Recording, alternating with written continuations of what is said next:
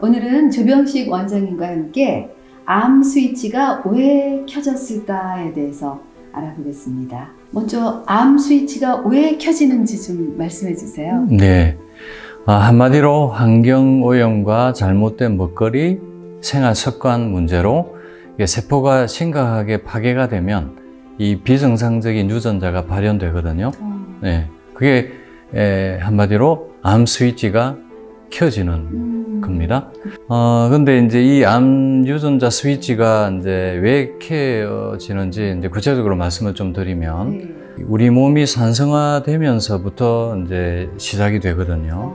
예. 암 체질의 가장 기본은 인체의 산성화입니다. 예. 그래서 이 세포가 산화되면 이 비정상적인 세포로 이제 변질이 되면서 이제 암 스위치가 켜지는 거거든요. 그래서 그 과정이 이제 하루아침에 이렇게 유전자까지 변이가 되는 건 아니고요. 세포가 파괴되는 순서가 있습니다. 우리 세포에는 이제 세포막이 있고요. 또 미토콘드리아가 있고 또 제일 안에 핵이 있거든요. 핵 안에 유전자가 있지 않습니까? 그래서 제일 먼저 이제 이 산화 스트레스에 의해서 산화 스트레스의 주된 원인은 이제 우리 스트레스 받고 동물성 포화지방산, 고기 생선 많이 드시면 이제 이게 이제 활성산소를 많이 만들거든요. 그 얘네들이 이제 세포막부터 이제 산화를 시켜요. 그게 이제 염증입니다. 우리가 이제 뭐 이건 염증은 흔한 질환이지 않습니까? 근데 이게 뭐 이 급성 염증은 크게 문제가 되지 않는데 이게 이제 오랫동안 지속이 되면서 만성화되면 네, 이게 문제가 돼요. 그래서 암은 만성질환이 악화된 병이다. 이렇게 볼 수가 있습니다. 그래서 이제 염증이 이제 그렇게 생기면서 다음 단계로는 이제 미토콘드리아가 손상되고 변이가 됩니다. 이것도 곧 산화 과정을 통해서 되는 거죠. 미토콘드리아는 우리 세포에서 에너지를 만들고 저장하는 역할을 해요. 대사 기능을 담당하는 거죠. 그 얘가 손상이 되면 이제 염증이 더 악화되어서 각종 대사 질환이 생기고요. 고혈압, 당뇨, 고지혈증, 비만. 네. 그 다음에 이제 염증이 섬유화, 경화, 궤양 더 악화되는 거죠. 네. 교원병도 여기에 해당이 됩니다. 근데 이 상태에서 이제 이 관리 안 하고 그대로 방치를 하면 더 악화되면 이제 세포 안에 제일 중요한 핵까지 침범을 하는 거죠.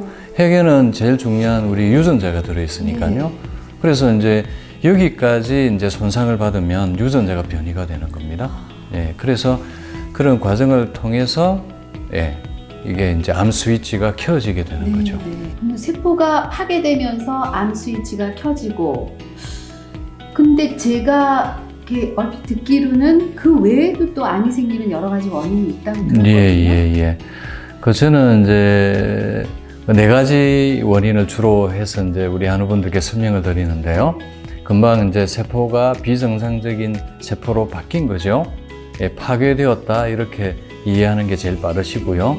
그 두 번째는 이제 우리 인체가 이제 노폐물 독소가 이제 들어오더라도 해독하는 능력이 있지 않습니까? 대소변으로 빼내고 호흡으로 피부로 이렇게 해독을 하는데 이게 이제 들어와서 쌓이는 게 너무 많은 거예요. 네. 그래서 이게 해독 능력을 넘치게 되면 인체에 노폐물 독소가 많이 쌓이게 됩니다. 이게 또 주로 혈관에 많이 쌓이게 돼요. 그럼 혈관벽이 두꺼워져서 혈액순환에 문제가 생기게 되겠죠. 그리고 이 혈액의 찌꺼기들이 림프로 가거든요. 네. 그러면 이제 림프순환도 문제가 생기게 되고요. 그러면서 이게 이제 암이 만들어지는 그런 환경이 만들어지거든요. 그래서 세포의 산소, 영양소 공급이 제대로 안 되게 되면 이게 또 이제 세포가 그러면 많이 파괴가 되고 죽게 되지 않습니까? 그 얘네들이 이제 죽지 않기 위해서 예, 유전자 스위치, 암 유전자 스위치를 켜게 돼요.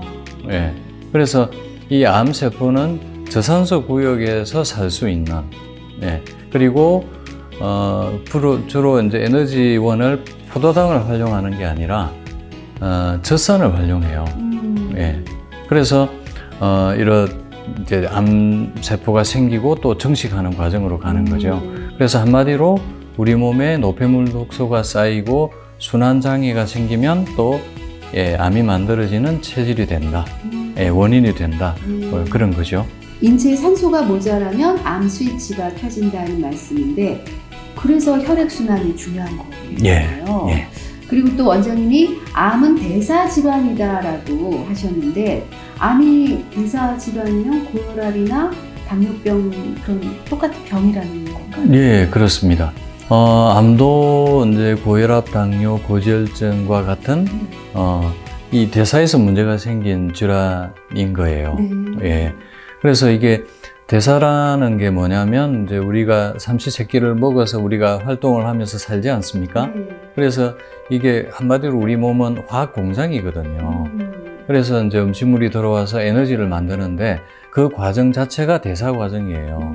이게 이제 잘 진행이 되면 우리 몸은 활력이 넘치는 건강한 인체가 되는데 이 과정에서 이제 문제가 이제 생기게 되는 거죠.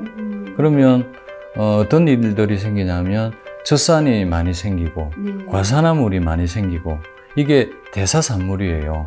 그 물질 대사의 교란이 생기는 거죠. 예. 그렇게 되면 이제 우리 몸이 산성화되는 과정으로 갑니다. 앞에서 말씀드린 대로 세포가 자꾸 파괴가 되는 과정으로 가는 거죠. 그래서 이제 대사 교란이 생기면 이제 우리 몸에 이제 젖산과 과산화물이 이제 많이 생기게 되고요.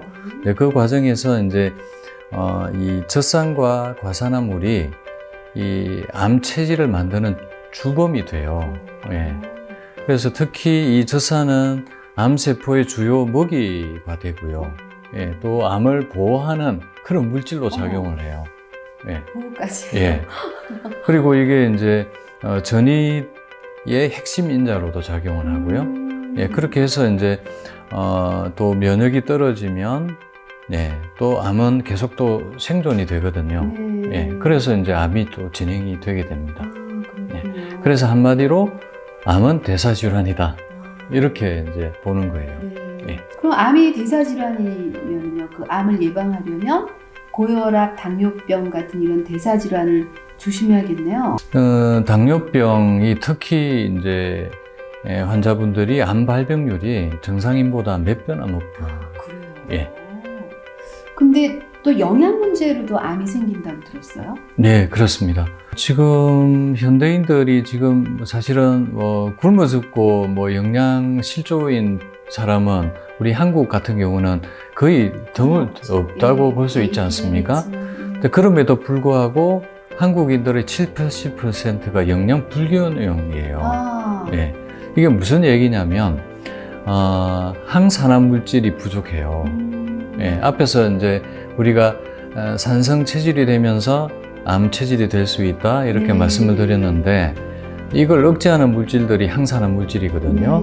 이게 뭐냐면 비타민 A, C, E, 미네랄, 오메가 지방산 이런 것들이에요. 그러니까 이런 것들이 뭘로 우리가 섭취를 하겠습니까?